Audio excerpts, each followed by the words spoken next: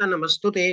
तप्त कांचन गौरांगी राधे वृंदावनेश्वरी वृषभानुसुते देवी प्रणमामि हरिप्रिये। नमः ओम विष्णुपादाय कृष्ण प्रस्थाय भूतले श्रीमते भक्ति वेदांत स्वामिन इति नामिने। नमस्ते।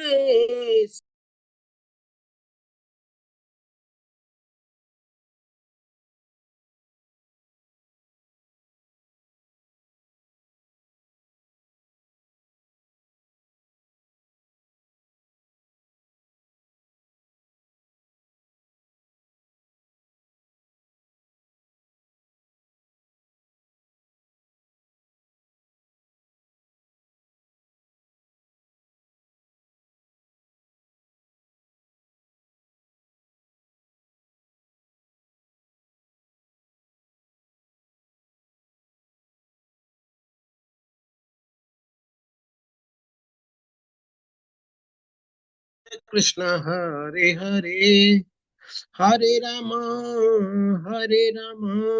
राम राम हरे हरे हरे कृष्ण कृष्ण कृष्ण हरे हरे हरे राम राम राम हरे हरे हरे कृष्ण कृष्ण कृष्ण हरे हरे हरे राम राम राम हरे हरे हरे कृष्णा सभी को दंडवत प्रणाम।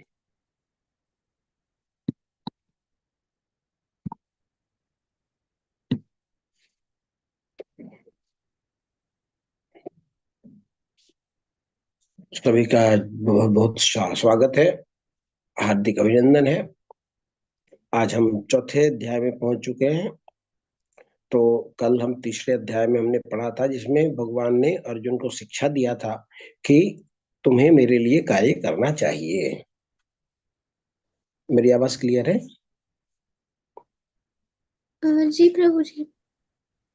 हाँ, तो सारी आसक्ति आदि को त्याग करके निस्संदेह तुम श्रेष्ठ हो, लेकिन संसार के जीवों के लिए आपको आदर्श रखना होता है।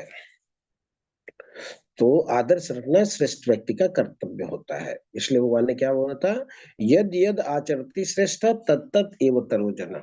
इसलिए तुम निसंदेह कर्म कांड से ऊपर कर्मयोग, कर्मयोग के अंतर्गत सकाम कर्मयोग, सकाम कर्मयोग से भी ऊपर निष्काम कर्मयोग, और निष्काम कर्मयोग से भी ऊपर ज्ञान योग, और ज्ञान के ऊपर ध्यान योग, ध्यान से ऊपर भक्ति योग। तो तुम निसंदेह निष्काम कर्म योग से भी ऊपर ज्ञान योग के अधिकारी हो, सर्वश्रेष्ठ हो। लेकिन फिर भी संसार के लोगों के लिए आदर्श रखने के लिए तुम्हारा कर्तव्य है कि तुम्हें कर्म में लगना चाहिए। तो इस बात को जब भगवान से उन्होंने श्रवण किया, फिर क्या बोला कि यज्ञ अर्थात कर्मणो अन्यत्र लोकोयम कर्म बंधनात्, मतलब मेरे लिए काम किया जा सकता है, और तो तुम मेरे लिए कार्य करो। अर्थात भक्तियों की भगवान पूरी तरह से उनको शिक्षा दिया। और संसार में भी काम करना होता है, एक कर्मकांडी व्यक्ति भी काम करता है और भक्ति योगी भी कार्य करता है। तो तुम ऐसे कार्य करो जो तुमको भगवान से जोड़ सके या मुझसे जोड़ सके। तो इसलिए भक्ति योगी दूसरे लोगों के लिए आदर्श रख करके दूसरों को कर्म में लगाता है। लेकिन समस्या कब आती है, जब कामनाएं बीच में घुस जाती है। काम के अंतर्गत कर्म करते हुए जब हम कृष्ण के लिए कर्म ना करके हम काम के द्वारा प्रेरित होकर के कर्म करते हैं, तो ये सबसे बड़ी हमारे लिए समस्या बन जाती है, जो कि पाप कहलाता है। जिसको भगवद गीता में भगवान ने बताया है कि अर्जुन, ये काम है जो जीव को मेरी आज्ञा पालन करने से रोकता है।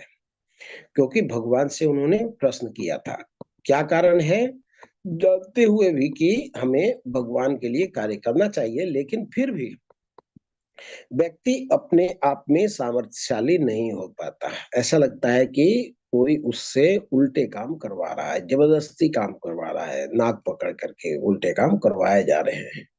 तो भगवान ने बताया कि ये काम है जो तुमसे गलत कार्य कराता है। तो काम को कैसे पराजित कर सकते हो? बोले इस काम को तुम देख लो, काम रहता कहाँ है? यह शत्रु है, और सबसे बड़ा शत्रु है, नित्य शत्रु है काम तुम्हारा। नित्य मतलब हर समय का शत्रु। ऐसा नहीं है कि थोड़े दिन पहले रहेगा और फिर बाद में मित्र बन जाएगा, ऐसा कभी नहीं होगा। तो ये कभी भी मित्र बनने वाला नहीं है, नित्य शत्रु है। और हमने ये भी देखा कि काम रहता कहाँ है? इंद्रियों में रहता है, मन में रहता है और बुद्धि में रहता है। तो काम को कैसे जीता जा सकता है? हम ज्ञान लेकर के हम काम को जीत सकते हैं। तो चौथा अध्याय हमें बता रहे हैं कि हमें ज्ञान लेना पड़ेगा अगर काम को जीतना है। तो भगवान इस अध्याय में हमें ज्ञान योग के बारे में बताएंगे। ज्ञान योग वो ज्ञान नहीं जो हम फिजिक्स, केमिस्ट्री, जियोलॉजी, मैथमेटिक्स में पढ़ते हैं, उस ज्ञान की बात नहीं कर रहे हैं। भगवान यहाँ पे दिव्य ज्ञान की बात करते हैं। तो हम प्रारंभ करते हैं। आप लोग अपने अपने पुस्तक निकाल लें।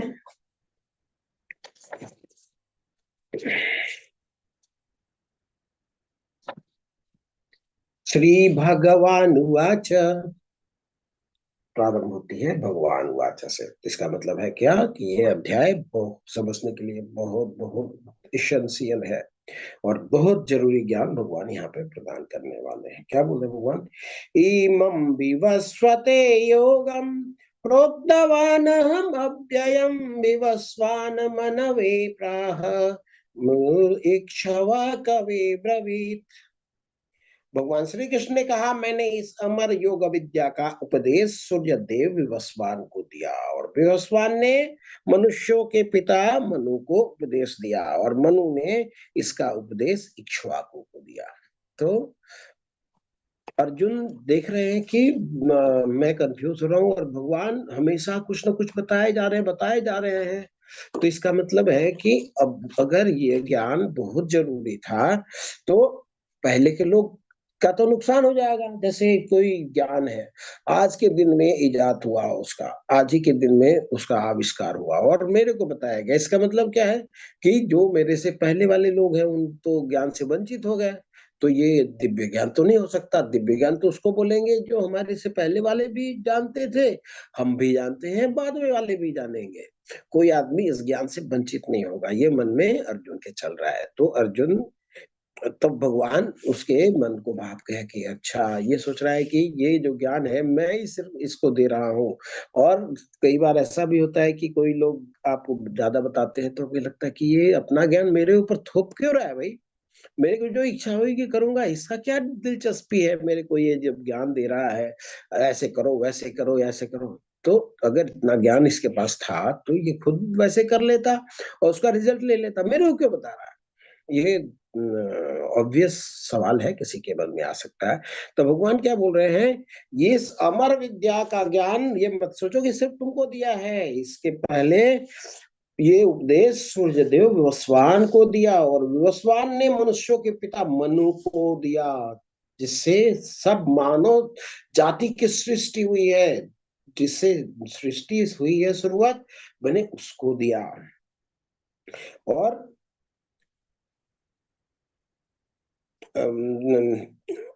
विवस्वान ने मनु को दिया, और मनु ने इसका उपदेश इक्ष्वाकु को दिया। इक्ष्वाकु कौन है? ये राजा रामचंद्र के पूर्वजों में बहुत पीढ़ी पहले पहले वो थे इक्ष्वाकु राजा, तो इनको दिया। तो तब अर्जुन को समझ में अच्छा अच्छा ये कोई ज्ञान नया नहीं है, इसका मतलब ये ज्ञान बहुत पुराना है।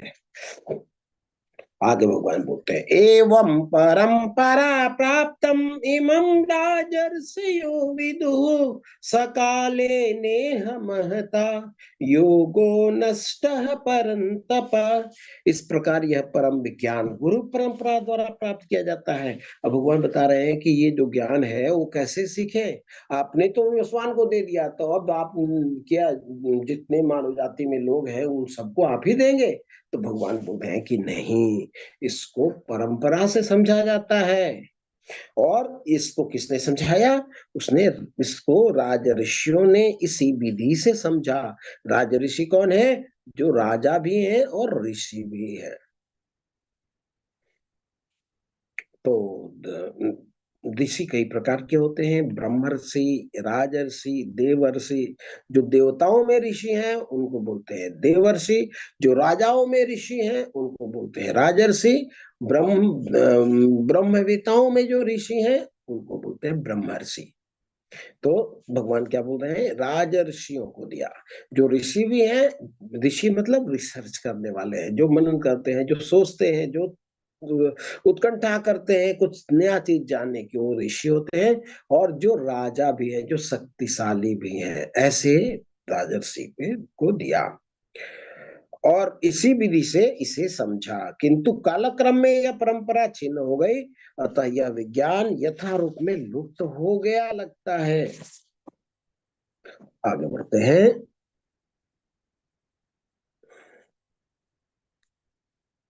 कहीं ऐसा ना हो कि आप लोग स्क्रॉल करने के लिए भी ना बोले, पुस्तक भी ना रखे, तो फिर गाना सुनने से कुछ मिलने वाला नहीं है।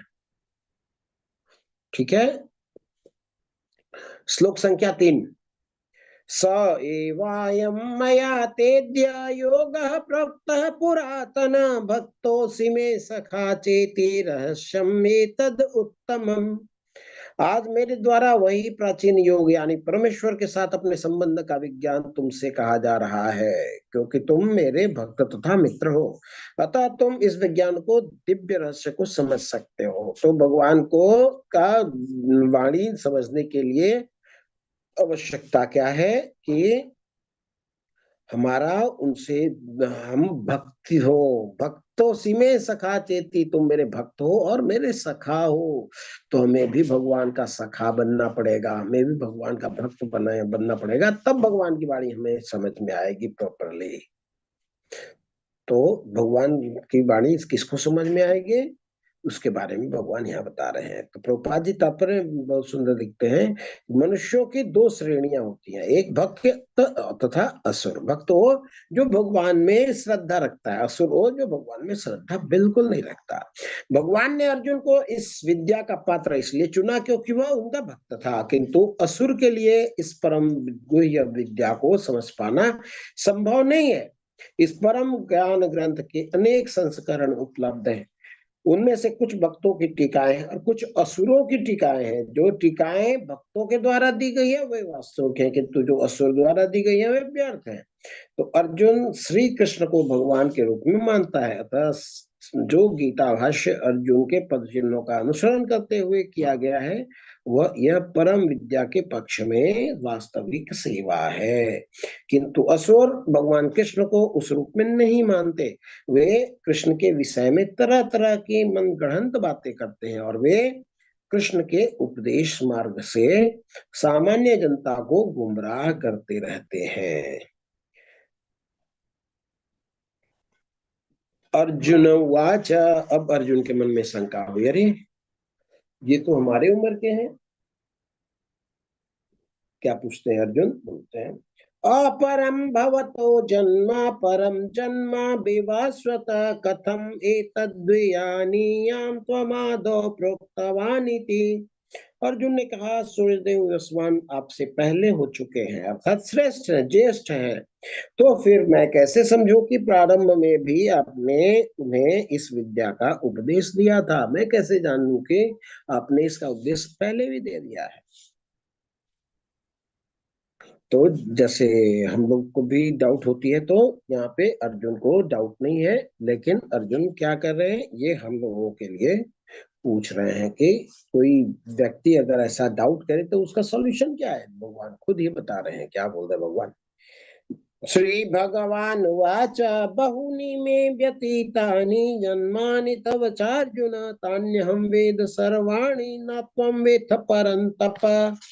श्री भगवान ने कहा, तुम्हारे तथा मेरे अनेकानेक जन्म हो चुके हैं, मुझे तो उन सब का स्मरण है, किंतु हे परंतप तुम्हें उनका स्मरण नहीं रह सकता है। क्या बोल रहे हैं भगवान कि हमारे तुम्हारे बहुत जन्म हो गए हैं, लेकिन मेरे को याद है, आपको याद नहीं है।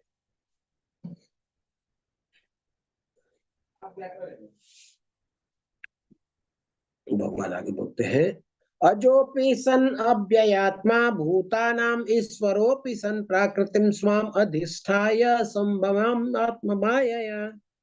यद्यपि मैं अजन्मा और अविनाशी हूँ और यद्यपि मैं समस्त जीवों का स्वामी हूँ, तो भी प्रत्येक युग में मैं अपने आदि दिव्य रूप में प्रकट होता हूँ।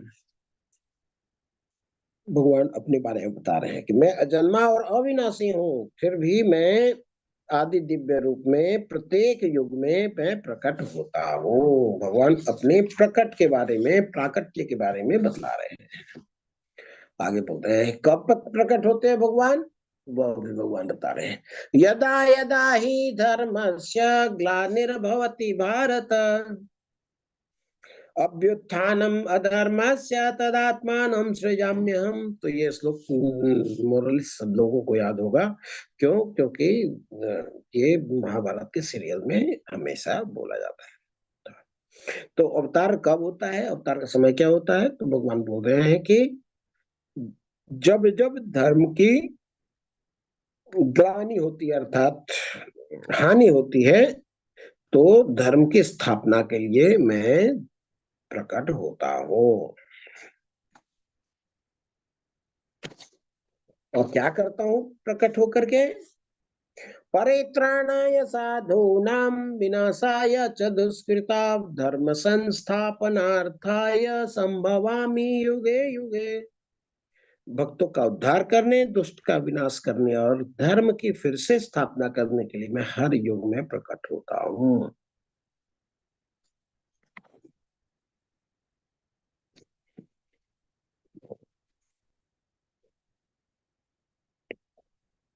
अब अवतार को हम जान जाएंगे, भगवान के अवतार के बारे में भगवान बता रहे हैं, हम जान भी लिए, तो उससे लाभ क्या होने वाला है? तब भगवान बताते हैं जन्म कर्म च मे दिव्यम एवं यो वेति तत्वतः त्यक्त्वा देहम पुनर्जन्म नैति मामेति सोऽर्जुन। क्या बोल रहे हैं?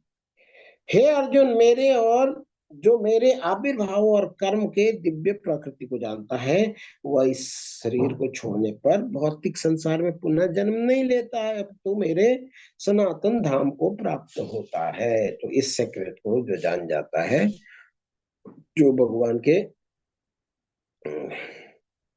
जन्म और कर्म को जान जाता है, उसका परिणाम क्या होता है कि वह देह त्याग होने के बाद फिर से दोबारा जन्म नहीं लेता, मतलब बैकुंठ धाम को चला जाता है।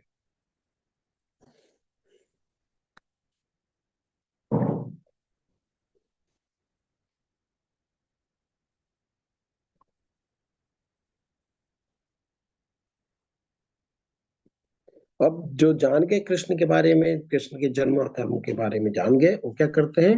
वो भगवान को प्रेम करते हैं। कैसे? वीतराग भय क्रोध मनमया माम उपाश्रिता वह वो ज्ञान तपसा पूता मद भाव मागता। आसक्ति, भय और क्रोध से मुक्त होकर के मुझसे पूर्णतया तन्मय होकर और मेरी शरण में आकर बहुत से व्यक्ति भूतकाल में मेरे ज्ञान से पवित्र हो चुके हैं। इस प्रकार से उन सबों ने मेरे प्रति दिव्य प्रेम को प्राप्त किया है। शुभ संख्या 11।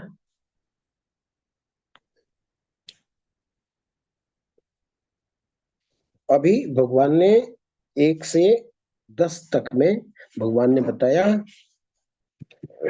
इटर्नल एडुकेशन के बारे में, दिव्य ज्ञान के बारे में भगवान ने बताया। अब बता रहे हैं एक्यूरेट अंडरस्टैंडिंग, जो वास्तव में समझ क्या होनी चाहिए, वो भगवान बताने वाले हैं। ये यथा मां प्रपद्यन्ते तांस्तथैव भजाम्यहम् मम वर्तमानुवर्तन्ते मनुष्य पार्थ सर्वश। भगवान अब कुछ गुण बताने वाले हैं अपने बारे में। तो कई लोग सोचते हैं कि भगवान तो सब देख रहे हैं, मैं तो नहीं कर पा रहा उनको याद, लेकिन भगवान तो याद कर लेंगे। भगवान के लिए कौन सा बड़ा चीज है? हमको तो रोजी रोटी कमाने में हालत खराब होती है, भगवान को तो रोटी रोटी थोड़ी कमानी है। हम भगवान का नाम नहीं ले लेते, भगवान ही हमारा नाम ले ले। तो ऐसे भ्रम हमारे अंदर होता है। तो भगवान इस भ्रम को टुकड़े टुकड़े कर रहे हैं। क्या बोल रहे हैं भगवान? ये यथा मां प्रपद्यन्ते तांस्तथैव भजाम्यहम् मम वर्तमानुवर्तन्ते मनुष्या पार्थ जीवित, क्षमा करें, मनुष्या पार्थ सर्वशः। जिस भाव से सारे लोग मेरी शरण ग्रहण करते हैं उसी के अनुरूप मैं उन्हें फल देता हूँ। हे पार्थ, प्रत्येक व्यक्ति सभी प्रकार से मेरे पथ का अनुगमन करता है। तो क्या बोल रहे हैं कि जिस भाव से जो भी मेरे तरफ आता है उसी भाव से मैं उसके तरफ चलता हूँ। तो मान लीजिए हमें भगवान से प्रेम हो जाए और हम एक कदम चले और भगवान भी अपने स्थान से एक कदम चले, तो हमारे बीच में अंतर कितना कम हो जाएगा? सिर्फ एक कदम नहीं होगा, कई करोड़ कदम कम हो जाएंगे। क्यों? एक कदम हमने बढ़ाया था भगवान की तरफ और भगवान ने अपने तरफ से एक कदम बढ़ाया, जो कि भगवान का जो कदम है हमारे कदम के 1 करोड़ गुना ज्यादा है। तो भगवान क्या बोल रहे हैं कि जिस भाव से सारे लोग मेरी शरण ग्रहण करते हैं उसी के अनुरूप मैं उन्हें फल देता हूँ। तो भगवान को अगर हम श्रद्धा से प्राप्त करना चाहेंगे, भगवान उतना ज्यादा श्रद्धा से हमारे तरफ आते हैं। अगर भगवान को हम चीट करना चाहें तो भगवान हमको उतना 1 करोड़ गुना ज्यादा चीट कर सकते हैं। तो भगवान के अंदर तो सब कुछ है। हम जो देंगे भगवान वही हमें अनंत गुना करके दे देंगे। श्लोक संख्या 12। कांचन तम कर्मणा सिद्धे यजंता यह देवता क्षिप्रम हि मानुषे लोके सिद्धिर्भवति कर्मजा। इस संसार में मनुष्य सकाम कर्मों में सिद्धि चाहते हैं, फलस्वरूप वे देवताओं की पूजा करते हैं। निसंदेह इस संसार में मनुष्यों को सकाम कर्म का फल शीघ्र मिल जाता है। तो सकाम कर्म का फल जो यज्ञ करते हैं और दान करते हैं तो उसका फल उनको बहुत फटाफट मिल जाती है। वो लेकिन वो फल कैसे होते हैं? वो भौतिक इच्छा पूर्ति के लिए फल होते हैं जो देवताओं की पूजा से संपन्न होता है। आगे बढ़ते हैं। श्लोक संख्या 13। चातुर्वर्ण्यम या श्रेष्ठम गुणकर्म विभाग स तस्य कर्तारमपि माम विद्धि अकर्तारम अनव्ययम्। तो 4 वर्णों का सृजन किसके द्वारा हुआ? भगवान के द्वारा हुआ है। कई लोगों से के कहते हुए मुझे सुनेंगे कि ये ब्राह्मणों ने ये सब नियम कानून बना दिया है और लोगों का दोहन शोषण कर रहे हैं। लेकिन सच्चाई क्या है? भगवान क्या बोल रहे हैं? चातुर्वर्ण्यम मया सृष्टम गुण कर्म विभाग स। गुण और कर्म के अनुसार मैंने 4 वर्ण का सृजन किया है। तस्य कर्तारम विद्धि कर्तारम अव्ययम। क्या बोल रहे हैं? वो प्रकृति के 3 गुण और उससे संबंध कर्म के अनुसार मेरे द्वारा मानव समाज के 4 विभाग रचे गए हैं। यद्यपि मैं इस व्यवस्था का श्रेष्ठ हूँ किंतु तुम यह जान लो कि मैं इतने पर भी अव्यय करता हूँ।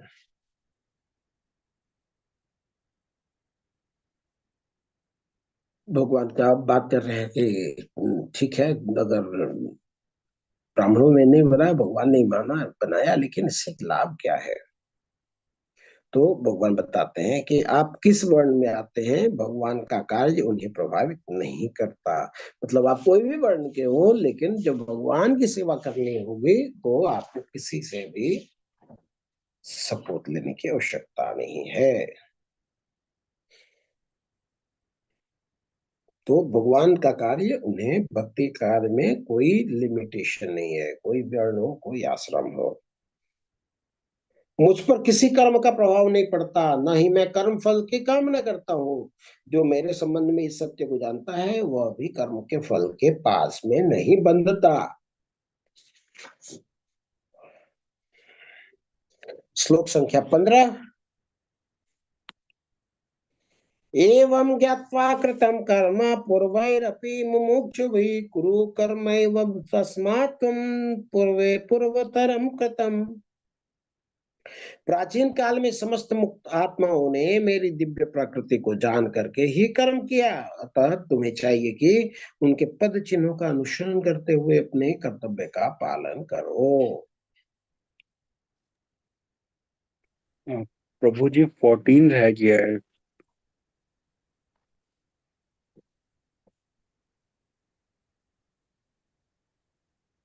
ये हमने कर लिया प्रभु। 4 वर्ण के बाद में हमने किया था कि कौन से वर्ण में आते हैं, ये भगवान का कार्य करते समय ये प्रभाव नहीं करता है। प्रभु जैसे जी वो 13 में था ना 4 वर्णों वाला, तो 14 रह गया है। हिंदी में वो समझा दिया था बाबू जी, ठीक, जी जी, समझा दिया था।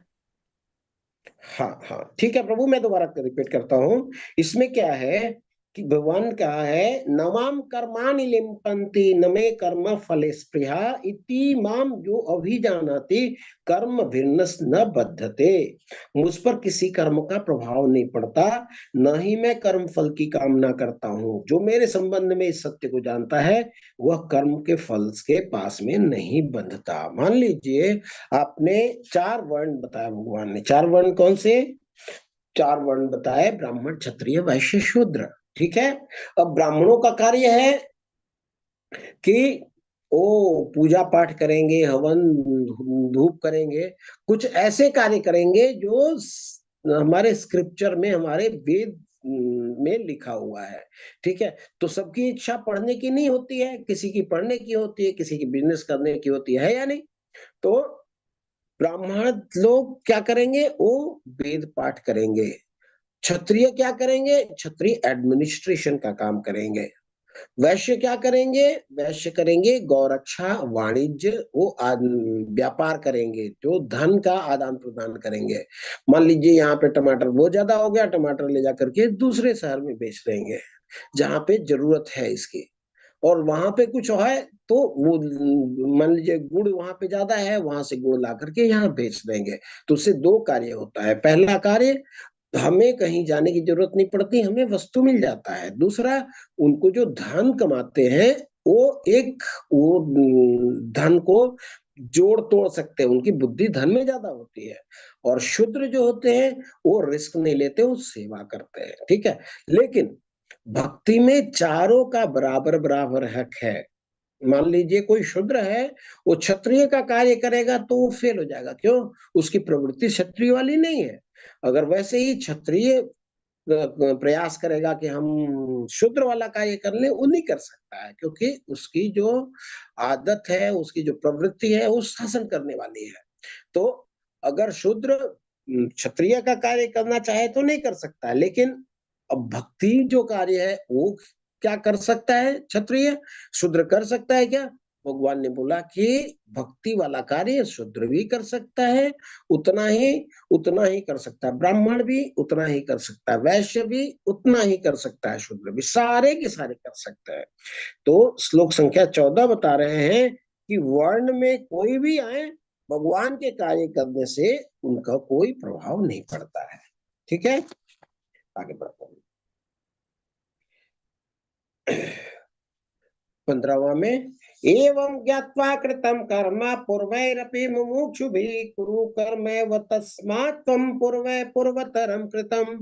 प्राचीन काल में समस्त मुक्तात्माओं ने मेरी दिव्य प्रकृति को जान करके ही कर्म किया, अतः तुम्हें चाहिए कि उनके पद चिन्हों का अनुसरण करते हुए अपने कर्तव्य का पालन करो।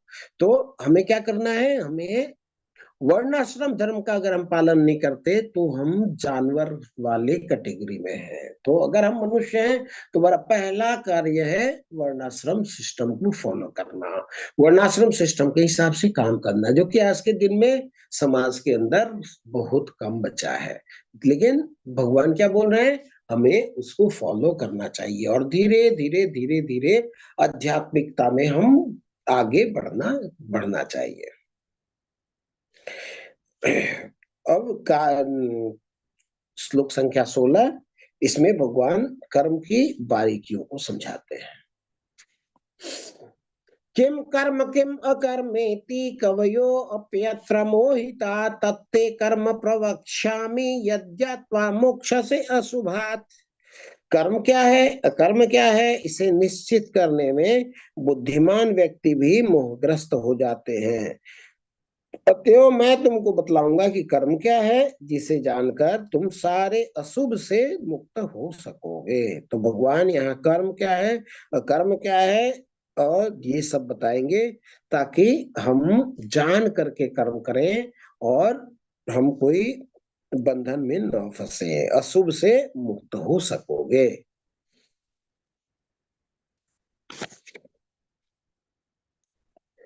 फिर भगवान बोल रहे हैं कर्मणो यापि बोधव्यम बोधव्यम च विकर्मण अकर्मणश्च बोधव्यम गहना कर्मणो गति। कर्म की बारीकियों को समझना अत्यंत कठिन है, अतः मनुष्य को चाहिए कि वह यह ठीक से जाने कि कर्म क्या है, विकर्म क्या है और अकर्म क्या है। तो कई बार आपने देखा होगा, सुना होगा कि लोग जब परेशान होते हैं तो क्या बोलते हैं, पता नहीं मैंने कौन से ऐसे कर्म किए जिसका फल मुझे ऐसे भगवान दे रहे हैं। मैं तो किसी का बुरा नहीं करता, मैं तो मुझे ध्यान नहीं है कि कभी मैंने किसी के बारे में बुरा सोचा हो, चाहा हो, लेकिन मेरे साथ बुरा हो रहा है, पता नहीं कौन से कर्म का फल हमें मिल रहा है।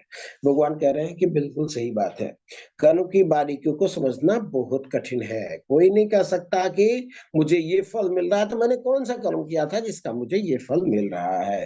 अतः मनुष्य को क्या चाहिए, वो ठीक से जाने कि कर्म क्या है, विकर्म क्या है और अकर्म क्या है। जैसे मान लीजिए हमें मलेरिया हो गया, तो मलेरिया कैसे होता है, मच्छर के काटने से होता है। अब हम सोचे कि भाई मैं तो ऑल आउट रोज लगाता हूँ, मैं कहीं बाहर गया नहीं, बाहर जाता हूँ तो पैंट फुल पहनता हूँ, सॉक्स होते हैं, तो मच्छर मुझे काटा तो काटा कहाँ। अब मैं स्टेशन गया था वहां काट लिया क्या, बस स्टैंड गया था वहां काट लिया क्या, वहां पे मेला में गया था वहां काट लिया क्या। तो हमें अगर कौन से कर्म, कौन से मच्छर ने काटा, कब काटा, ये एनालिसिस करने से लाख दर्जे अच्छा है कि हम मलेरिया की दवाई लेके आए और दवाई खा करके हम ठीक हो जाए। क्यों, हम ढूंढ नहीं सकते कौन सा मच्छर मुझे काटा और कौन सा उस मच्छर में मलेरिया था या नहीं था। भाई टेस्ट में पता लगा मलेरिया है, मलेरिया का दवाई खाओ। वही भगवान बोल रहे हैं कि आप ये नहीं आइडेंटिफाई कर सकते कि आपको जो कर्म का फल मिला है कौन से कर्म का मिला है। तो क्या कर सकते हैं हम समझे कर्म क्या है, कर्म क्या है, विकर्म क्या है, और जान जब जाए तो हम इससे बचने का प्रयत्न करें। श्लोक संख्या 18।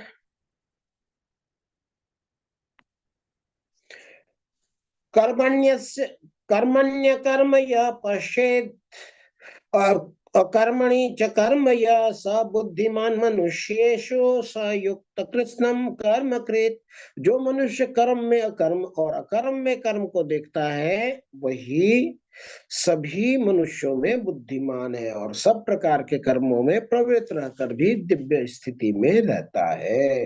तो क्या बोल रहे हैं कि जो मनुष्य कर्म में अकर्म को और अकर्म में कर्म को देखता है, प्रभुपाद जी की तात्पर्य लिखते हैं, कृष्ण भावनामृत में कार्य करता हुआ व्यक्ति स्वभावतः कर्म बंधन से मुक्त होता है। इसके सारे कर्म कृष्ण के लिए होते हैं, अतः कर्म के फल से उसे कोई लाभ या हानि नहीं होती। फलस्वरूप वह मानव समाज में बुद्धिमान होता है, यद्यपि वह कृष्ण के लिए सभी तरह के कर्मों में लगा रहता है। अकर्म का अर्थ है कर्म के फल के बिना। निर्विशेषवादी इस भय से सारे कर्म करना बंद कर देता है कि कर्मफल और उसके आत्म साक्षात्कार के मार्ग में बाधक न हो, किंतु सगुणवादी अपनी स्थिति से भली भांति परिचित रहता है और वह भगवान का नित्य दास है, अतः वह अपने आप को कृष्ण भावनामृत के कार्यों में तत्पर रखता है। चूंकि सारे कर्म कृष्ण के लिए किए जाते हैं तो वह सेवा के करने में उसे दिव्य सुख प्राप्त होता है।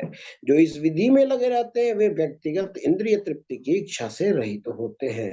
कृष्ण के प्रति उनका दिव्य दास्य भाव से सभी प्रकार के कर्मफल से मुक्त करता है।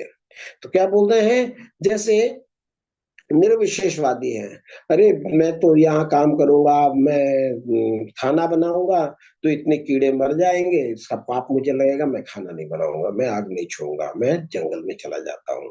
तो वो अपियरेंटली देख के तो लग रहा है वो काम बंद कर रहे हैं, लेकिन उनके मन में तो काम की इच्छा तो जगी रहती है। जैसे ही मौका मिलेगा वो फिर से इंडल्ज होना चाहेंगे। दूसरे भक्त लोग हैं, वो सब काम करते हैं, भगवान का श्रृंगार भी करते हैं, स्नान करते हैं, अच्छे अच्छे पकवान भी खाते हैं भगवान को भोग लगा करके। तो वो दिखते हैं सब काम करते हुए, लेकिन वो काम नहीं करते। क्यों? क्योंकि उनके जो काम है सब भगवान के लिए होते हैं, उनके अपने लिए कार्य नहीं होते। दूसरे तरफ निर्विशेषवादी तपस्या कर रहे हैं, वो क्या है, काम से दूर हो गए हैं, लेकिन और वो काम न सोच रहे हैं न कर रहे हैं, लेकिन उनके दिमाग में क्या चल रहा है, ढेर सारी प्लानिंग चल रही है काम के ऊपर में। तो जो कर्म को अकर्म में और अकर्म को कर्म में देखता है, वही यथा स्थिति अच्छी तरह देख सकता है, वही मनुष्य में बुद्धिमान है और सब प्रकार के कर्म में प्रवृत्त रहकर भी दिव्य स्थिति में रहता है। अब व्यक्ति ज्ञान लेने से उसका क्या होगा, भगवान बोलते हैं का ज्ञान ले लेगा ना, तो फिर कर्म उसके जो बंधन वाले थे वो उससे मुक्त हो जाएगा। क्यों? क्योंकि वो अच्छे अच्छे कार्य करना शुरू कर देगा। जब उसको पता लग जाएगा कर्म का बंधन कैसा है, तो वो अपने आप सुधर जाएगा।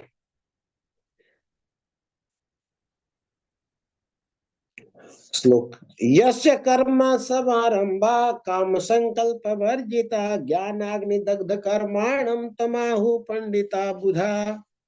जिस व्यक्ति का प्रत्येक प्रयास अर्थात उद्यम इंद्र तृप्ति की कामना से रहित होता है, ऐसे पूर्ण ज्ञान, उसे पूर्ण ज्ञानी समझा जाता है, उसे ही साधु पुरुष ऐसा कर्ता कहते हैं जिसने पूर्ण ज्ञान की अग्नि से कर्म फलों को भस्मसात कर दिया है।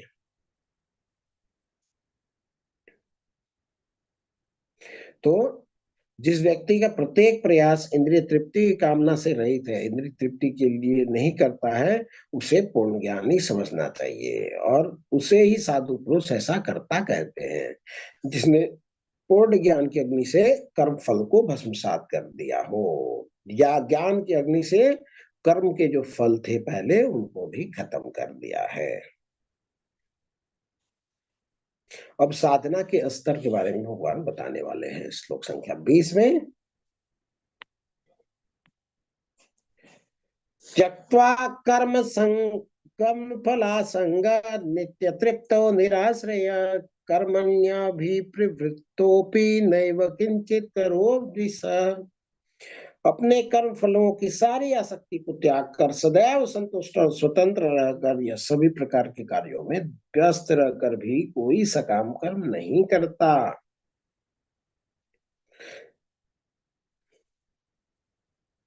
आगे बढ़ते हैं। निराशीर्यस्य चित्तात्मा त्यक्त सर्व परिग्रह शरीरम केवलम कर्म कुर्वन्नाप्नोति किल्बिषम्। ऐसा ज्ञानी पुरुष पूर्ण रूप से संयमित मन और बुद्धि से कार्य करता है, अपनी संपत्ति के सारे स्वामित्व को त्याग देता और केवल शरीर निर्वाह के लिए कर्म करता है। तो स्वामित्व के लिए कार्य नहीं करता और वो मात्र जीवन निर्वाह के लिए कार्य करता है। इस तरह कार्य करता हुआ वह पाप रूपी फलों से प्रभावित नहीं होता।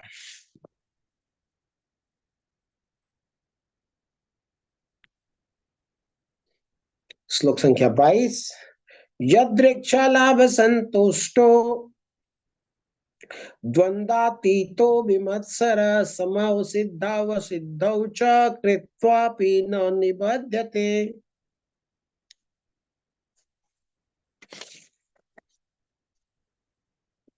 यदृक्षा मतलब स्वतः लाभ से संतुष्ट, जो स्वतः होने वाले लाभ से संतुष्ट रहता है, जो द्वंद्व से मुक्त है, ईर्ष्या नहीं करता, जो सफलता असफलता दोनों में स्थिर रहता है, वह कर्म करता हुआ भी कभी नहीं बंधता। तो हमें कर्म का बंधन कब नहीं लगेगा, जब इस कॉन्शियसनेस से हम कार्य करेंगे। तो कर्म करने का परिणाम बताया जा रहा है इसमें। आगे भगवान बोलते हैं श्लोक संख्या 23, गत संगस्य मुक्तस्य ज्ञानावस्थित चेतसाम यज्ञयाचरतं कर्म समग्रं प्रविलीयते।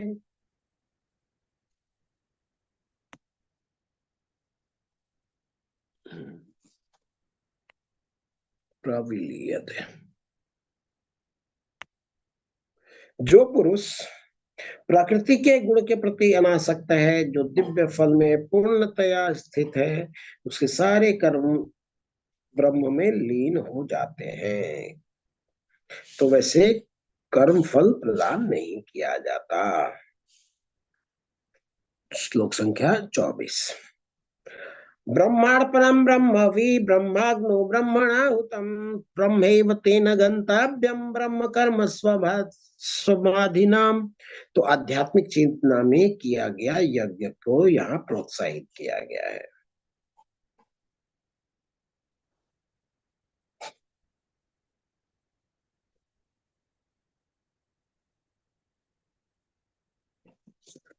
तो जो व्यक्ति कृष्ण भावना अमृत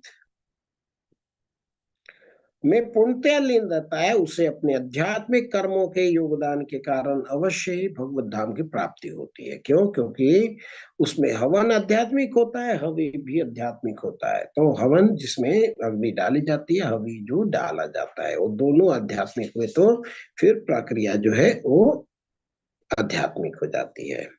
उदाहरण के लिए यदि कोई रोगी दूध की बनी वस्तु के अधिक खाने से पेट की गड़बड़ी ग्रस्त हो जाता है, तो उसे दही दिया जाता है जो दूध से ही बनी हुई अन्य वस्तु है। तो भौतिकता में ग्रस्त बद्ध जीव का उपचार कृष्ण भावनामृत के द्वारा ही किया जा सकता है, जो यहाँ पे गीता में दिया गया है। श्लोक संख्या 25।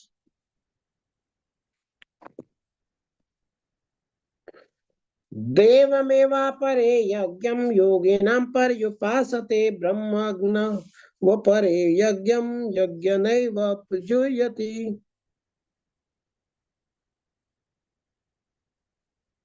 तो कर्म क्या है? जो भौतिक जीवन में बांधता है, और यज्ञ क्या है? जो भौतिक जीवन से हमें मुक्ति प्रदान करता है।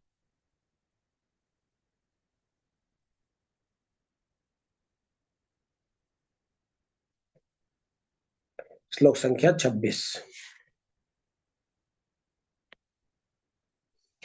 श्रोत्रादीनिन्द्रियाण्यन्ये संयमाग्निषु जुह्वति शब्दादीन् विषयान्यन्य इंद्रियाग्निषु जुह्वति।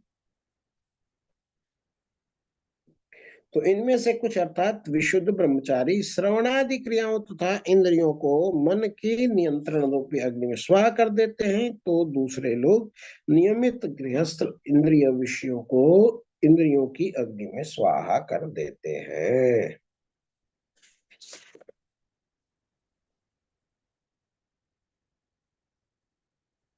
श्लोक संख्या 27।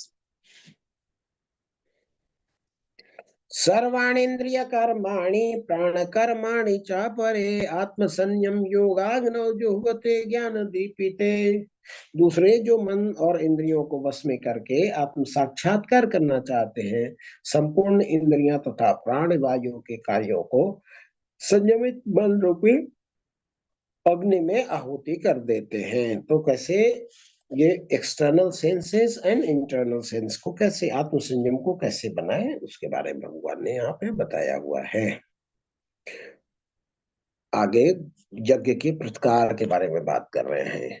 द्रव्य यज्ञ तपो यज्ञ योग यज्ञ तथा परे स्वाध्यायम ज्ञान यज्ञाश्च यतज संसित व्रत।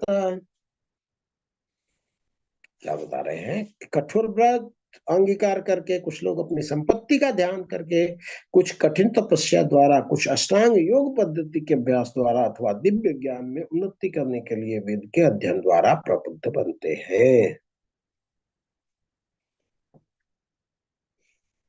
तो ये तात्पर्य बहुत सुंदर लिखा है प्रभुपाद जी ने, पढ़ लीजिएगा। इसमें द्रव्यमय यज्ञ के बारे में दिया है, तपोमय यज्ञ के बारे में दिया है, हठ योग या अष्टांग योग के बारे में दिया है, सिद्धि विशेष के लिए किए जाने वाले कार्य के बारे में दिया है, स्वाध्याय यज्ञ के बारे में भी बड़ा विस्तार से बताया है।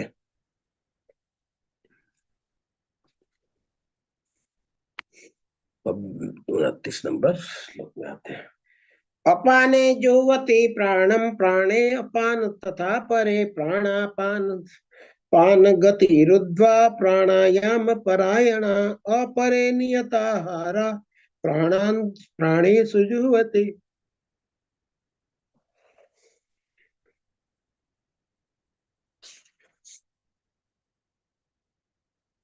अन्य लोग भी हैं जो समाधि में रहने के लिए श्वास को रोके रहते हैं, अर्थात प्राणायाम के द्वारा वे अपान में प्राण को और प्राण में अपान को रोकने का अभ्यास करते हैं, और अंत में प्राण अपान को रोककर समाधि में रहते हैं। अन्य योगी कम भोजन करके प्राण की प्राण में ही आहुति देते रहते हैं।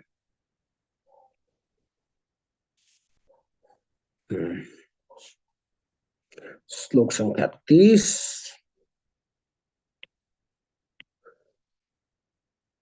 सर्वेप्येते यज्ञ विदो यज्ञ क्षपित कल्मषा यज्ञ शिष्टामृत भुजो यान्ति ब्रह्म सनातनम। ये सभी यज्ञ करने वाले यज्ञ का अर्थ जानने के द्वारा पाप कर्म से मुक्त हो जाते हैं और यज्ञों के फल रूपी अमृत को चखकर परम दिव्य आकाश की ओर बढ़ते जाते हैं।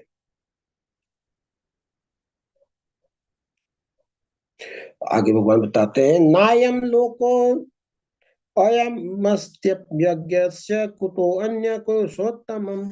हे कुरुश्रेष्ठ, जब यज्ञ के बिना मनुष्य इस लोक में या इस जीवन में ही सुखपूर्वक नहीं रह सकता, तो फिर अगले जन्म में कैसे रह सकेगा।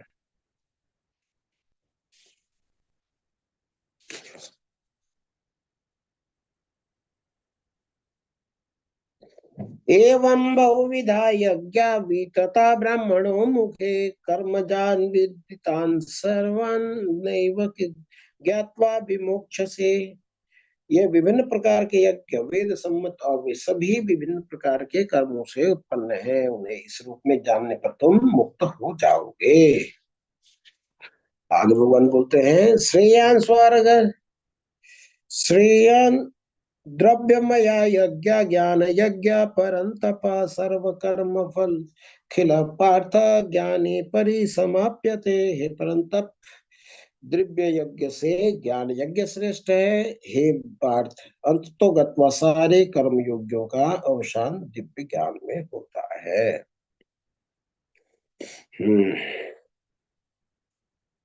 अब ज्ञान कैसे लेना है उसके बारे में भगवान बताते हैं। तद्विद्धि प्रणिपातेन परिप्रश्नेन सेवया प्रदक्षन्ति ते ज्ञानम ज्ञानिनः तत्त्वदर्शिनः। तो क्या बता रहे हैं, दिव्य ज्ञान प्राप्त करने का सरल तरीका है। तो कैसे करना है, तुम गुरु के पास जाकर सत्य को जानने का प्रयत्न करो और उनसे विनीत होकर के जिज्ञासा करो और सेवा करो। स्वरूप सिद्ध व्यक्ति तुम्हें ज्ञान प्रदान कर सकते हैं क्योंकि उन्हें सत्य का दर्शन किया है।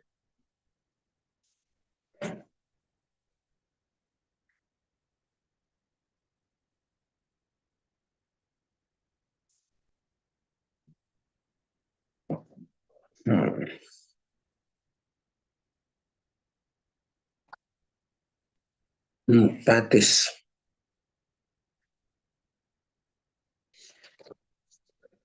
यद् ज्ञात्वा न पुनर्मोहम् एमेव यास्यसि पांडव येन भूतान शेषेण द्रक्ष्यस्यात्मन्यथो मया मयि। स्वरूप सिद्ध व्यक्ति से वास्तविक ज्ञान प्राप्त कर चुकने पर तुम पुनः कभी ऐसा मोह को प्राप्त नहीं होगे, क्योंकि इस ज्ञान के द्वारा तुम देख सकते हो कि सभी जीव परमात्मा के अंश स्वरूप है, अर्थात वे सब मेरे हैं।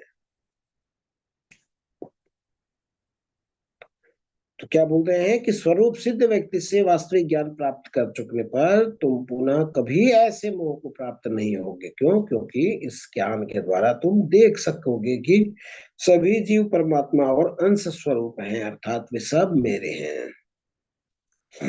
अब ज्ञान का महत्व भगवान बताने वाले हैं श्लोक संख्या 36 में।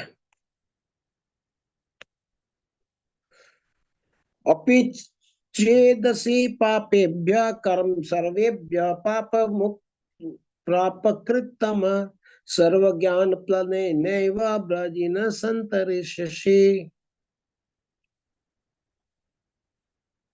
यदि तुम्हें समस्त पापियों से भी सर्वाधिक पापी समझा जाए तो भी तुम दिव्य वाक्य रूपी नाव में स्थित होकर दुख सागर को पार करने में समर्थ होंगे।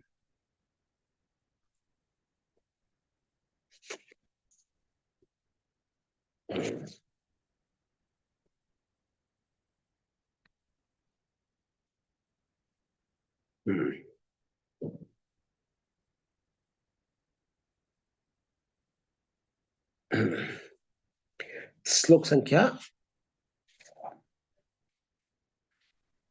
36 में दे रहा है, 35 है।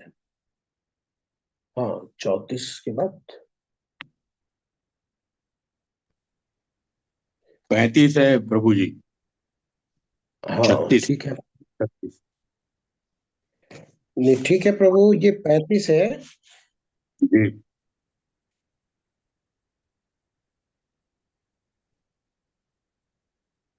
37वां चलेगा प्रभु जी, अभी 37वां। नहीं माता जी,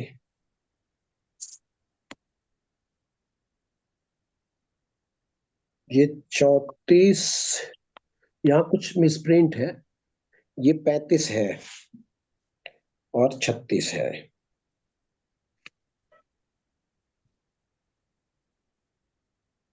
हाँ 35 ठीक है। यद 37 ज्ञात्वा न पुनर्मोहम्, हाँ ये हमने कर लिया। स्वरूप सिद्ध व्यक्ति में से वास्तविक ज्ञान प्राप्त कर चुकने पर तुम पुनः कभी ऐसे मोह को प्राप्त नहीं होगे, क्योंकि इस ज्ञान के द्वारा तुम देख सकोगे कि सभी जीव परमात्मा के अंश स्वरूप अर्थात वे सब मेरे हैं। तो सेवा के बिना लाभ या का क्या परिणाम होगा? भगवान हृदय में बसेंगे तो ज्ञान के बारे में हम और ज्यादा अच्छा से जान सकेंगे। तो सेवा दो प्रकार की होती है यहाँ पे, एक वपु सेवा होती है और एक वाणी सेवा होती है। आचार्य के कार्य में हम सहयोग करते हैं, इसके बारे में भगवान यहाँ पे बताते हैं तात्पर्य में, बहुत सुंदर। 36 में भगवान बताते हैं कि ज्ञान का क्या महत्व है। बोलते हैं अपि चेत्सु पापेभ्यो सर्वेभ्य पाप कृतम सर्व ज्ञान प्लवा नैव ब्रजिन संतरिष्यसि। पहले ज्ञान को भगवान ने अग्नि के अग्नि, हमारे जो कर्म फल है वो सब ज्ञान प्राप्त करने से भस्म हो जाते हैं। अब भगवान क्या बता रहे हैं कि जो ज्ञान है वो नाव के समान है। यदि तुम्हें समस्त पापियों से भी सर्वाधिक पापी समझा जाए तो भी तुम दिव्य ज्ञान रूपी नाव में स्थित होकर दुख सागर को पार करने में समर्थ होगे।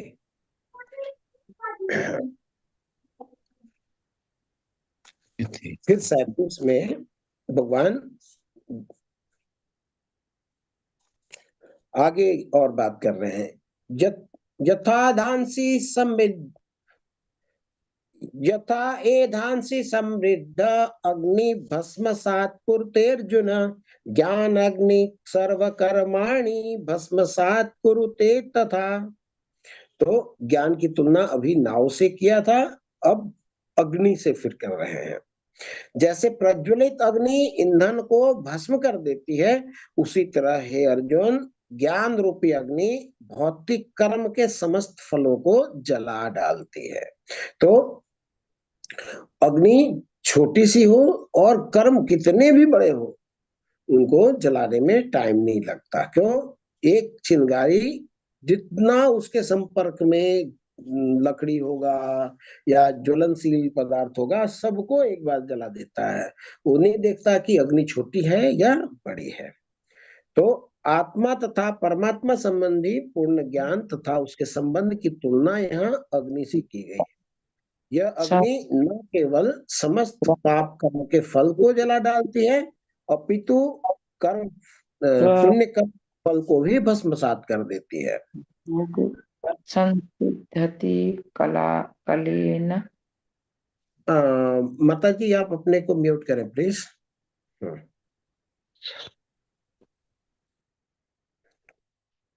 तो भस्मसात करने वाली है। कर्म फल की कई अवस्थाएं हैं, शुभारंभ, बीज, संचित आदि है। ये भगवान इसके बारे में बता रहे हैं। श्लोक संख्या 38। नहीं ज्ञानेन सदृशं पवित्रम इह विद्यते स्वयं योग संसेद्धम कालेनात्मनि विन्दति। इस संसार में दिव्य ज्ञान के समान कुछ भी उद्दत तथा शुद्ध नहीं है। ऐसा ज्ञान समस्त योग का परिपक्व फल है। जो व्यक्ति भक्ति में सिद्ध हो जाता है वह यथा समय अपने अंतर में इस ज्ञान का आस्वादन करता है।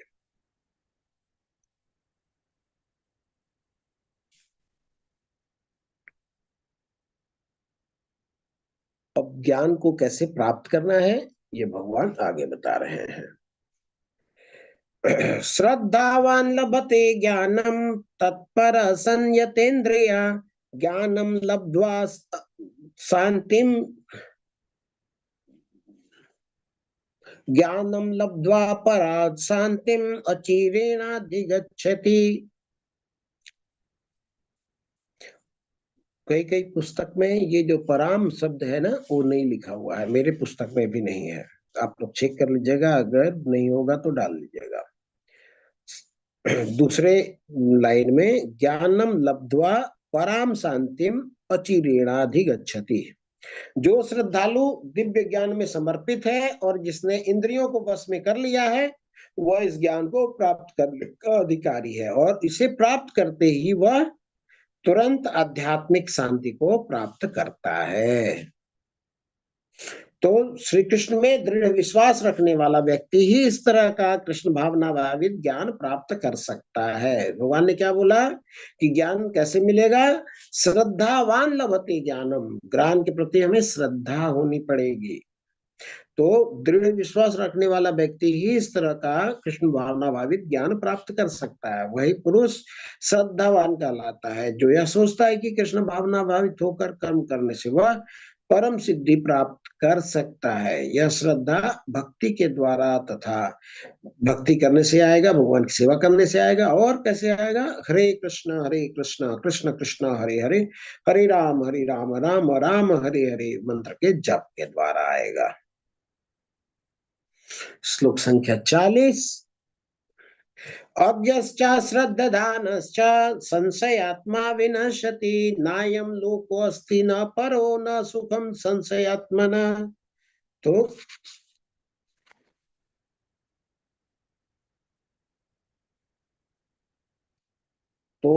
किंतु जो अज्ञानी तथा श्रद्धा विहीन व्यक्ति शास्त्र में संदेह करते हैं वे कृष्ण भावनामृत नहीं प्राप्त करते, अपितु नीचे गिर जाते हैं। संशय आत्मा के लिए न तो इस लोक में न ही परलोक में कोई सुख है। तो कुछ लोगों के पास तो ज्ञान नहीं है, कुछ के पास ज्ञान है श्रद्धा नहीं है, कुछ में कि ज्ञान है श्रद्धा है लेकिन विश्वास नहीं है। तो अगर कुछ भी नहीं होगा तो हमें दिव्य ज्ञान प्राप्त नहीं होगा। ज्ञान नहीं होगा तब भी नहीं प्राप्त होगा, ज्ञान है लेकिन श्रद्धा नहीं है तब भी नहीं होगा, ज्ञान है श्रद्धा है और विश्वास नहीं है तब भी नहीं होगा। क्या बोल रहे हैं? किंतु जो अज्ञानी है, श्रद्धा विहीन है और संदेह करते हैं वे कृष्ण भावना अमृत नहीं प्राप्त करते, वो नीचे गिर जाते हैं। संशय आत्मा के लिए तो इस लोक में या फिर परलोक में कहीं कोई सुख नहीं है। श्लोक संख्या 41। योग संन्यस्त कर्माणम ज्ञान संचिन्न संशयम अंतवंतम न कर्माणि निबध्नन्ति धनंजय।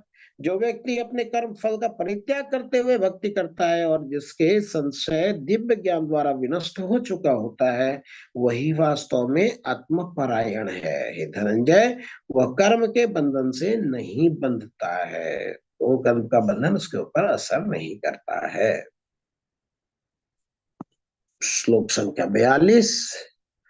तस्मात् ज्ञानम संभूत हृदयस्थ ज्ञानसीनात्मना छिन्त्वैन संशयं योगम उत्तिष्ठ आतिष्ठ उत्तिष्ठ भारत।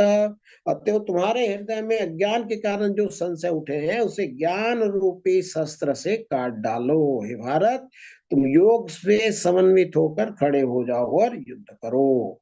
तो पहले ज्ञान को नाव बोले, फिर अग्नि बोले, बाद में तलवार बोल रहे हैं कि आप तलवार शस्त्र से, ज्ञान रूपी शस्त्र से इसको ज्ञान को काट डालो।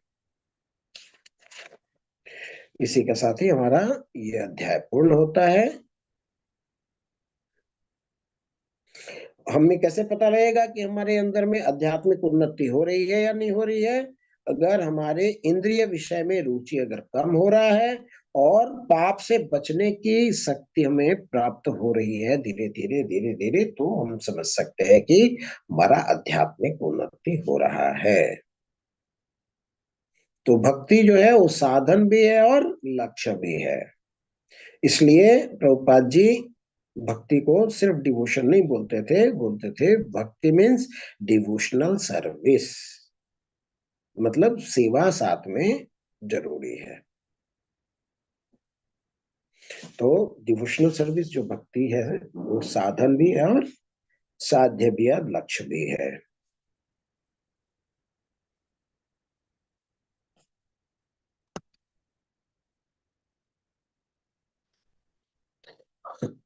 हरे कृष्णा कृष्णा कृष्णा हरे हरे, हरे राम राम राम राम हरे हरे हरे। हरे कृष्णा। इसी के साथ हमारा ये अध्याय पूर्ण होता है। किसी का कोई प्रश्न है, कोई श्लोक के ऊपर चर्चा करनी है तो आपको बता सकते हैं। सबने वीडियो अपना ऑफ करके रखा हुआ है।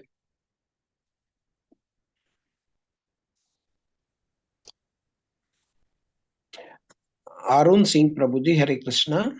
हरे कृष्णा प्रभु जी। ये श्लोक संख्या 18 में प्रभु जी जो बताया गया है कि जो मनुष्य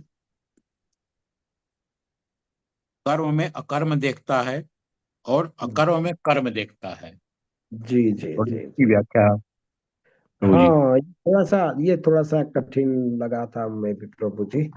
वास्तव में थोड़ा सा करने वाले को नहीं करने वाला और नहीं करने वाले को करने वाला कैसे समझे, है ना? जी जी प्रभु जी। जी जी जी प्रभु। इसमें ऐसे देखते हैं प्रभु जी, ये एक तरफ बोल रहे हैं जो निराकारवादी, और एक तरफ बोल रहे साकारवादी। ठीक है। जी प्रभु जी। निराकार मान लीजिए कि कोई बोलेगा कि कर्म करने से हमको बंधन लग रहा है, मैं कुछ भी कर रहा हूँ, मैं बंधन में लग रहा हूँ। तो भगवान ने क्या बोला था कि जो तुम अपने काम के लिए करोगे, अपने लिए करोगे, वो बंधन का कार्य होगा। बोला था ना कि जी जी प्रभु जी। क्या बोला था कि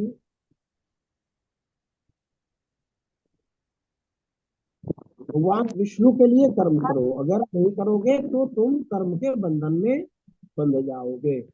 जी तो हम हम कार्य तो अपने लिए करते हैं, भगवान के लिए करें? अभी तक तो हमने अपने लिए कार्य किया है, भगवान के लिए कैसे कर ले एक बार में? तो जी भगवान क्या बोल रहे हैं कि कुछ लोग होते हैं कि हम अपने जो कर्म कर रहे हैं और कर्म से हमारा बंधन हो रहा है, तो बंधन से बचने का क्या तरीका है? हम काम करना बंद कर दें। जी अगर हम काम नहीं करेंगे तो बंधन में नहीं पड़ेंगे। लेकिन भगवान ये क्या कह रहे हैं कि आप कर्म के बिना रह भी नहीं सकते। भगवान ने ये भी बोला कि न ही कश्चित् क्षणमपि जातु हाँ तिष्ठत्या कर्म। आप जी बिना जी। कर्म रह नहीं सकते। कुछ नहीं एक क्षण भी करोगे नहीं जाता। तो, हाँ, कुछ नहीं करोगे तो आप सांस तो लोगे कम से कम। और जी जी सांस में तो इसमें कितने वायरस और बैक्टीरिया आपके सांस के द्वारा आपके अंदर जा रहे हैं और बाहर आ रहे हैं। तो उसमें से कुछ तो बैक्टीरिया अंदर मर ही जा रहे हैं। तो जी उसको कैसे आप बंद करोगे? तो जी ये जो निराकारवादी जाके जंगल में बैठ जाते हैं, कर्म को एकदम कम से कम कर देते हैं, इंद्रिय आसक्ति को बंद ही कर देते हैं। मान लीजिए जी गुलाब जामुन रहेंगे तो आपको लालच कहाँ से आएगी? तो अपने को रोकते हैं। तो बाहर से तो दिखता है वो कर्म नहीं कर रहे हैं, लेकिन उनके मन में तो उतना ज्यादा कर्म चल रहा है। क्यों? क्योंकि वो गुलाब जामुन का टेस्ट भूल गए क्या? जी उनके मन जी में प्रभु जी। क्या है, क्या आ रहा है? इसका मतलब क्या चिंतन। है? बाहर से दिख रहा है कि वो कर्म नहीं कर रहे हैं, लेकिन अंदर से वो खूब कर्म कर रहे हैं। तो चिंतन सांसारिक है प्रभु जी। जी जी जी जी जी। तो ये दिख रहा है बाहर से काम नहीं कर रहा, लेकिन वो बाहर से अकर्म में कर्म को देखना कि वो काम, बाहरी काम तो बंद कर दिया है, लेकिन अंदर में खूब काम चल रहा है। जी वो जी प्रभु। कर्म तो ने कर्म को देखना। अब दूसरी तरफ देखिए, कोई भक्त है, सुबह उठता है, स्नान करता है, स्नान किया, स्नान करने में साबुन लगाया, साबुन लगाने से साबुन की वजह से कितने कीड़े मर गए नाली, तो जी ये तो खराब हो गया। लेकिन जी वो प्रभु। नहाया किसके लिए? भगवान जी के लिए नहाया, अपने लिए नहीं नहाया। जाके जी भगवान फूल तोड़ेगा, भगवान को नहलाएगा, भगवान की सेवा करेगा। तो कर्म तो उसने किया, लेकिन जी फल प्रभु। तो उसका मिला। क्यों? क्योंकि अपने लिए किया नहीं, उसने किसके लिए किया? भगवान के लिए किया। सांसारिक लोग लकड़ी जला करके खाना बनाते हैं, ठीक है। हम जी प्रभु। अपने लिए तो लकड़ी जला के खाना बनाए, उपला जला करके खाना बनाए, तो उपला के अंदर जितने चींटी थे, जितने कीड़े थे, जितने मरे, उसका फल किसको मिलेगा? वो मेरे को मिलेगा। क्यों? खाना किसके लिए बनाया? अपने लिए बनाया। अब मैं दूसरा कर रहा हूँ, अब मैं भक्ति कर रहा हूँ। अब क्या कर रहा हूँ? उपला वही है, जला वही रहे हैं, लेकिन किसके लिए भोजन बना रहे हैं? भगवान के लिए। तो मुझे तो इसका फल नहीं मिलेगा ना अब, क्योंकि जी मैंने जी अपने तो कर्म तो कर रहे हैं, लेकिन इसको अकर्म से जैसा देखा जा सकता है। तो भगवान कह रहे हैं कि कर्म में अकर्म को, अकर्म में जो कर्म को देख सकता है वही अच्छी तरह देख पाता है।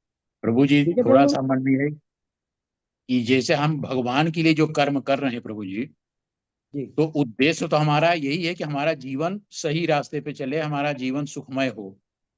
जी भगवान की सेवा करने का उद्देश्य भी तो हमारा आखिर कहीं न कहीं तो है कि हम अपने जीवन को सुधारें, जीवन को सही रास्ते पे ले आए, सत्कर्म हो जी रहा है हमारा। जी जी, बिल्कुल बिल्कुल। तो ये कहीं न कहीं तो उसमें भी तो हमारा ही लाभ हो रहा है प्रभु जी। नहीं, हमारा लाभ बाद में हो रहा है, हम किसके लाभ के लिए कर रहे हैं? आप दूसरा हाँ, उदाहरण से प्रत्यक्ष रूप दूसरा से उदाहरण, तो। एक सेकंड प्रभु, एक सेकंड। जी एक और प्रभु। उदाहरण, जैसे मैं बैंक में कैशियर हूँ, जी ठीक है। प्रभु। जी खूब पैसा दे रहा हूँ एक हाथ से, और खूब पैसा दे रहा हूँ दूसरे हाथ से, जी प्रभु। लेकिन ये किसके लिए कर रहा हूँ? बैंक के लिए कर रहा हूँ। जी बैंक जी ने कैशियर के पद पे रखा है, खूब 1 करोड़ इस हाथ से लिया और 1 करोड़ दूसरे हाथ को दे दिया। जी मैंने उसमें से एक पैसा लिया नहीं और एक पैसा दिया नहीं, तो ये कर्म किसके लिए हुआ? ये बैंक के बैंक। लिए। मैं इसमें नहीं फंसूंगा। अगर जी मैंने बैंक का पैसा, चाहे जिसको नहीं चाहिए था, जो लेने लेने का हकदार नहीं है, मान लीजिए बैंक का पैसा लेकर के मैंने पब्लिक को बांट दिया, मैंने तो जी नहीं लिया ना। जी जी लेकिन प्रभु। मैंने वो काम किया जो बैंक ने मुझे नहीं बोला है करने के लिए, जी तब बंधन में बंध जाऊंगा। जी जी ठीक है प्रभु? जी प्रभु जी। मतलब मतलब ये है हरे कि कृष्ण। सब कुछ भगवान का है, भगवान की सेवा में लगा रहे हैं, तो हमारा कोई बंधन नहीं। जी प्रभु जी। हरे कृष्णा प्रभु जी। हरे कृष्ण। हरे कृष्ण सुखदेव प्रभु जी। हरे कृष्णा प्रभु जी, दंडवत प्रणाम प्रभु जी। ये जिज्ञासा है कि प्रभु ने, भगवान ने हमें सूक्ष्म स्वतंत्रता किस कारण से दे रखी है प्रभु जी? कि सूक्ष्म स्वतंत्रता इस कारण से दिया है प्रभु, क्योंकि उनसे प्रेम करते हैं। वो हमसे जबरदस्ती नहीं करना चाहते, वो चाहते जी हैं कि हम प्रेम बस उनके साथ बंधे। जी।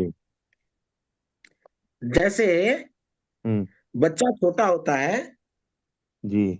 ठीक है, बच्चा छोटा होता है, तो उसको डराना पड़ता है। स्कूल जाना है, हाँ, तुम जाओगे नहीं तो तुम्हारी पिटाई होएगी, तो बच्चा बिल्कुल। जाना शुरू करता है। लेकिन पिटाई के डर से हमेशा जीवन भर तो किसी को पिटाई के डर से तो काम नहीं कराया जा सकता। जी जैसे जैसे बढ़ता है, तब उसको थोड़ा सा बोलते हैं, अरे बेटा तू तो समझदार हो गया, तू तो अच्छा ड्रेस कर लेता है, अब तुम जाओ स्कूल, तुमको वहां पे गुलाब जामुन मिलेगा, तुमको टॉफी मिलेगा, चॉकलेट मिलेगा, मैं आपको जी चॉकलेट देता हूँ।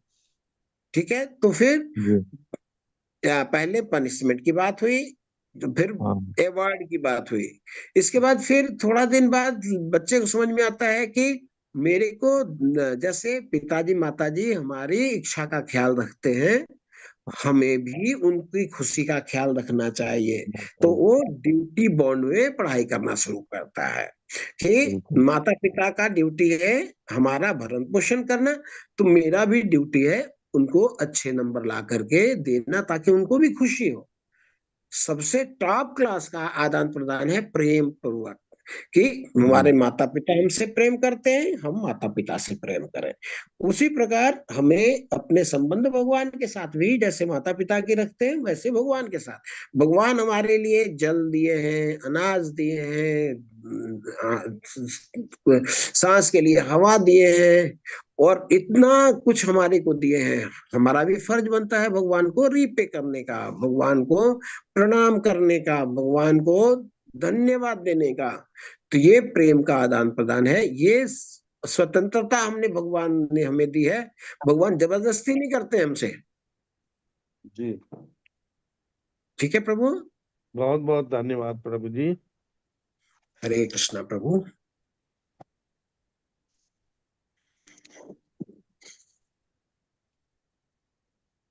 और किसी का कोई प्रश्न?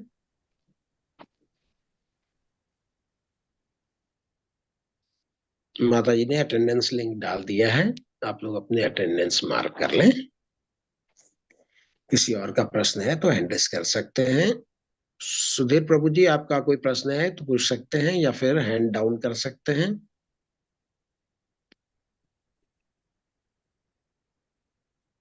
ये अटेंडेंस प्रभु जी प्रतिदिन करना होता क्या? हम तो ये अभी तक तो नहीं जी किए प्रभु जी। जी जी, प्रतिदिन करना है प्रभु जी। अटेंडेंस का मतलब ही होता है एवरीडे का होना चाहिए। हर क्लास में अटेंडेंस होती है ना, हमने बचपन से ही अटेंडेंस लिया है, दिया तो है ना। इसमें अभी हम इस चीज को समझ नहीं पाए थे प्रभु जी, कहाँ से होता है अटेंडेंस का? ओके ओके, ये चैट में जाएंगे प्रभु जी तो वहां एक लिंक है, उस लिंक को क्लिक करेंगे तो आपसे नाम पूछेगा, अपना मोबाइल नंबर पूछेगा, मेल आईडी पूछेगा और उससे आपकी अटेंडेंस लग जाएगी। तो यानी ये पर डे करना है? जी हाँ प्रभु। अच्छा जी जी जी।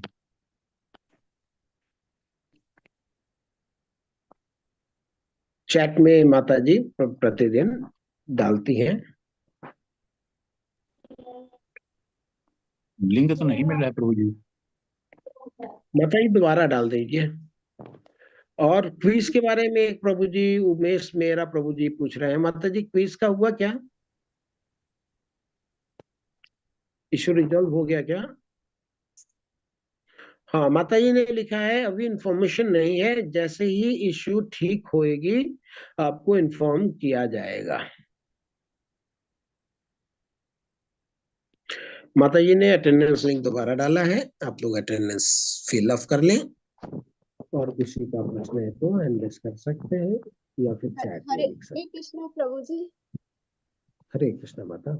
प्रभु जी, ये पहला अध्याय में 41 जो श्लोक है, ये संक्रो नरकाय मतलब अवांछित संतानों की वृद्धि से निश्चय ही पर, ये एक्सप्लेन कर दीजिए जी। पहला का कितना नंबर माता जी? 41 संक्रो नरकाय कुल अवांछित। एक सेकंड माता।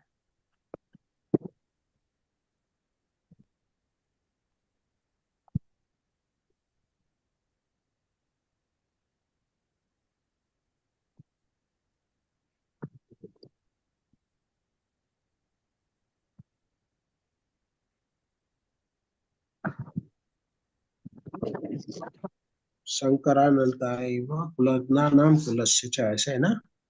में हाँ, पतित लोग के पुरखे गिर जाते हैं ये, क्योंकि उन्हें जल तथा पिंड। 41।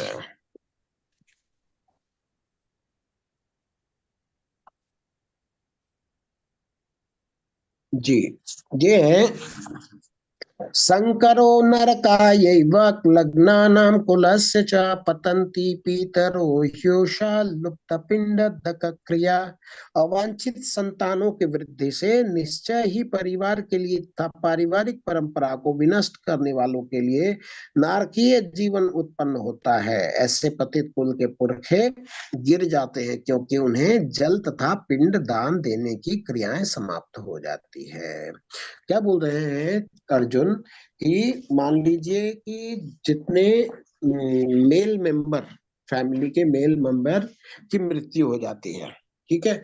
तो मेल मेंबर की मृत्यु हो जाती है तो जब हम, जैसे कोई व्यक्ति है, हम किसी के घर में पत्राचार लेटर कैसे भेजते हैं, उसका एड्रेस होता है ना, ये फलाना नाम है, फलाना गली है, फलाना नंबर है, फलाना शहर है, तो लेटर पहुंच जाता है, ऐसा ही है।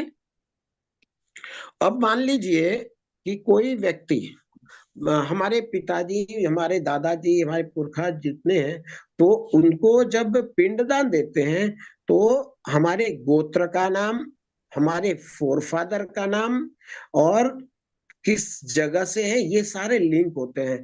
जब हम संकल्प लेते हैं तब हम जो स्पिरिचुअल क्रेडिट है, जो कुछ भी दान का फल है, क्रिया का फल है, वो सब जो हम पूर्वज को देते हैं, तो हम लिंक करते हैं कैसे, हमारे गोत्र से।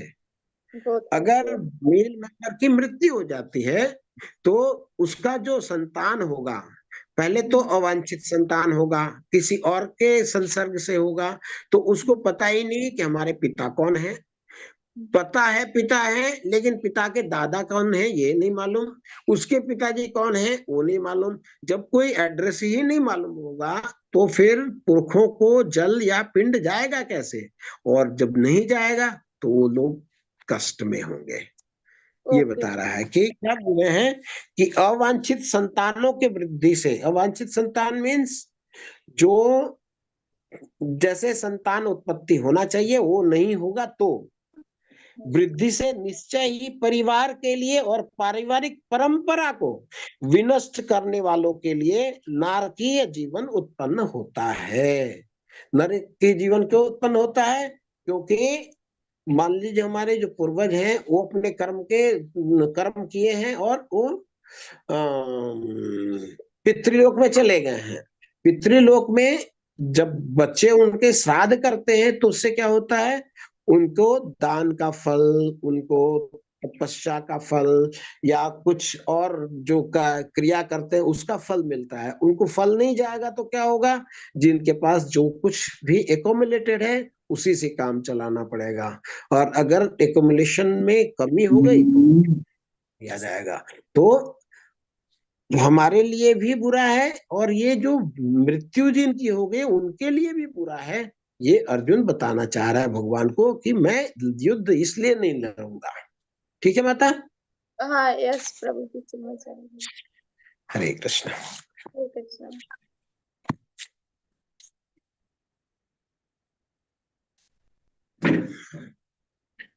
उम्मीद करता हूँ कि सब लोग अटेंडेंस कर लिए होंगे, और किसी का कोई प्रश्न नहीं है, चैट में एक बार देख लेता हूँ।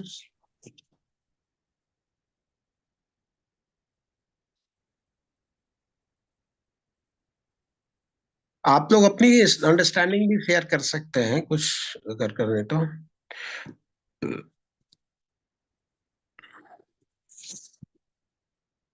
ठीक है, और कोई प्रश्न नहीं है तो कक्षा का विराम देंगे वैष्णव प्रणाम मंत्र करके।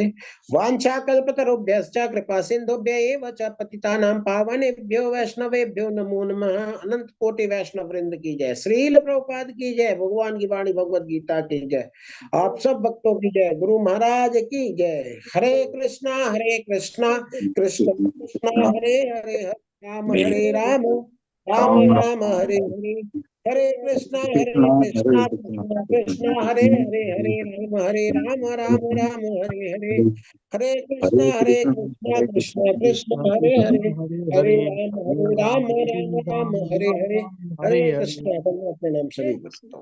हरे कृष्णा, दंडवत प्रणाम। हरे कृष्ण प्रभु जी, हरे कृष्ण प्रभु जी, साथ सभी का धन्यवाद प्रणाम।